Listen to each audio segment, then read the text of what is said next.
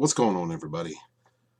I been going through the Fandom Menace Volume 2, putting it together, organizing it, getting it ready for the print-ready PDF, which is going to take a couple of months.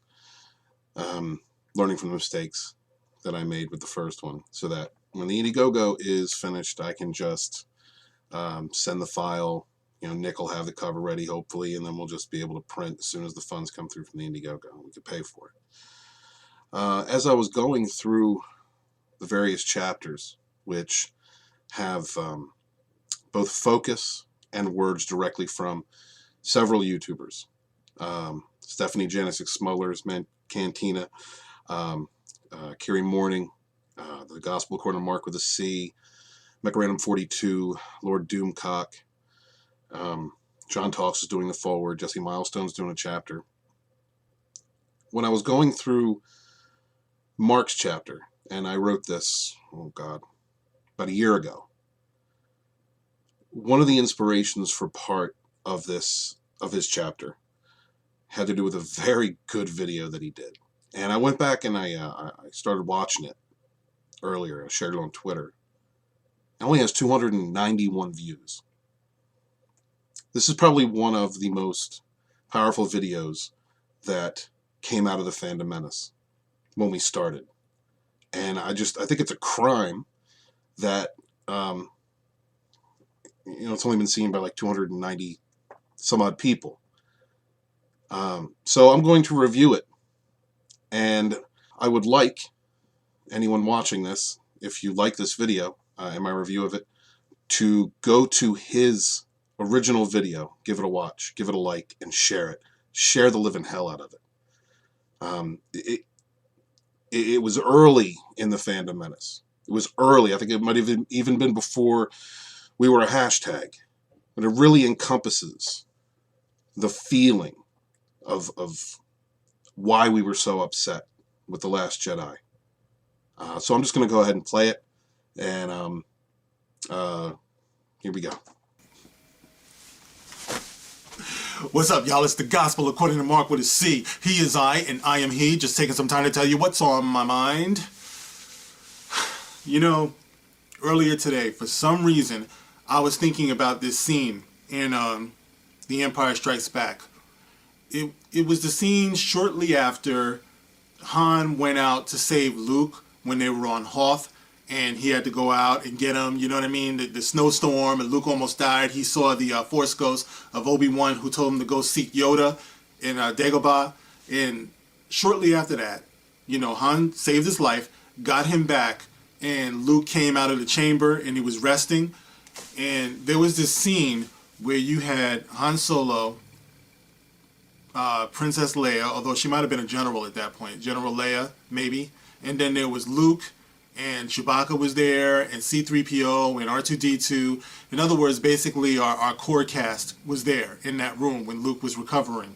And Han was implying that Leia was kind of like in love with him, And remember, Leia says, I don't know what you're talking about. I would sooner kiss a Wookiee. And Han says, that could be arranged. Oh, no, he says that could be arranged. And Chewbacca is laughing. And what does Han Solo say? You all know, right? Say it with me. Laugh it up, fuzzball. And Luke is sitting there, and Leia says something like, it just goes to show what you know. And then she goes and kisses Luke, and Luke puts his hands behind his back. And you know what that scene is? That scene, I think, is when I realized that I was going to love these characters for the rest of my life.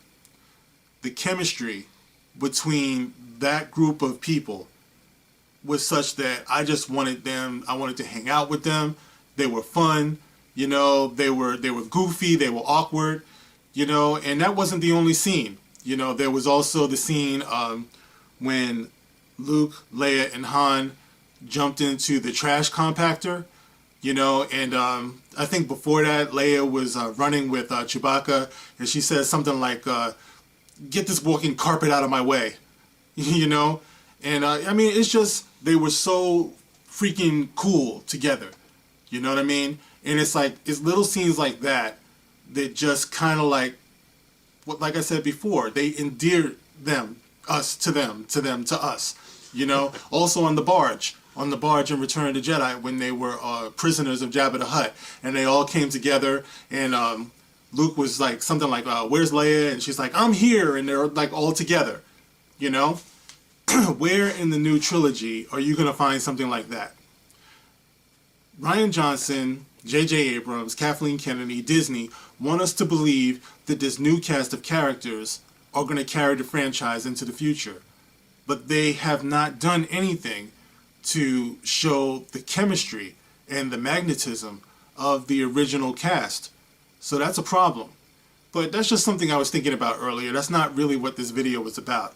I want to share a story with you guys, and I'm going to show you the video right now, because actually this video is just a tribute to a man, and I want you guys to see it. Okay? Okay, check it out. Oh my God. It wasn't your typical Saturday for Ron Villamere. The 69-year-old received quite the bedside visit from Darth Vader himself, who had a message for the lifelong Star Wars fan. You have been summoned by him. His mission, to get to the O'Neill cinemas in Epping for a screening of Star Wars The Last Jedi. Ron was diagnosed with stage 4 colon cancer earlier this year. His daughter Elizabeth previously purchased tickets to the movie thinking he'd be well enough to go.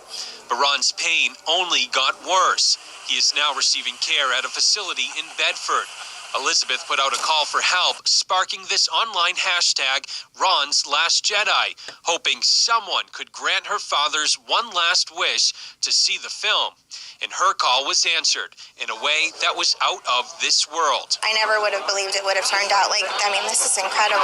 Ron received an escort by first responders to the theater, where he arrived to applause from a cast of characters from a galaxy far, far away. Well, today was really a big community effort, from the local fire departments to the movie theater themselves to even Chewbacca here as well. Our role here is really to make sure he stays comfortable and is able to enjoy this experience. Can't put a price on it, right? I mean, it's something that a need arises, and all these people join in to want to make the thing happen.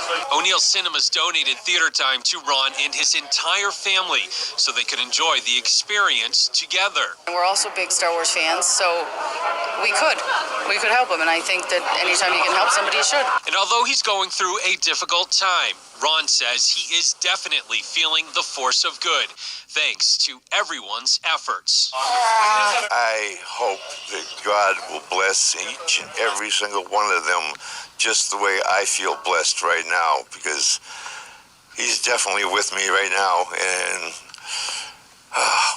it's just unbelievable. All these people are here, and thank God for Star Wars fans. In Epping, I'm Tim Callery, WMUR News 9. Thank God for Star Wars fans. If only Rian Johnson had said the same thing. Now, there's a couple of things that I think about when I look at that video. Number one is you can tell what a beautiful soul he is. Ron Villamere. And the second thing is that's a torn down, busted up looking Chewbacca. You know what I mean? He looks like a cross between Annette Funicello and a Chia Pet. Always make it too. But anyway, I want to say much respect to everyone who put that together for Mr. Villamere, you know, who made 2.5 of his final hours so special. Like, really, all jokes aside, that's one of the best fucking things I've ever seen. And, you know, I really think that that's what this is all about. You know, Star Wars is not just a movie. A lot of the critics of the fans have been saying that. What are you guys getting so upset about? It's just a movie. No, it's not a fucking just a movie. It's like there are a lot of people who find inspiration in this story, who find deeper meaning in this story, who find philosophy in this story. And I'm not just talking about me personally. I'm just talking about some of the people that I've spoken to about this. There are a lot of people who feel very strongly about this. And when you make people wait over 2 years to see a sequel, and you quite literally and figuratively just toss it over your shoulder the way that you did, You shouldn't be forgiven for that, Ryan Johnson and everybody else who had a part in that. I showed the video because I really want to bring the point home how important it is to give the people what they want. Because what they want more than anything else is a new hope. George Lucas knew it right from the beginning when he named the very first episode A New Hope. That's what we want. We want something that we can believe in. We want something that we can grow into. We want to believe that we're capable of taking the hero's journey the way that Luke did and not end up just fucked up, and disillusioned and hopeless. That's not the point of Star Wars. Even if you're down, you have to get back up. That's the point. I really wonder if the people who are behind this latest batch of movies, I really wonder if they watched the source material. I really don't think they are. And they did. And if they did, they watched it thinking, how can we fuck with this for a new audience?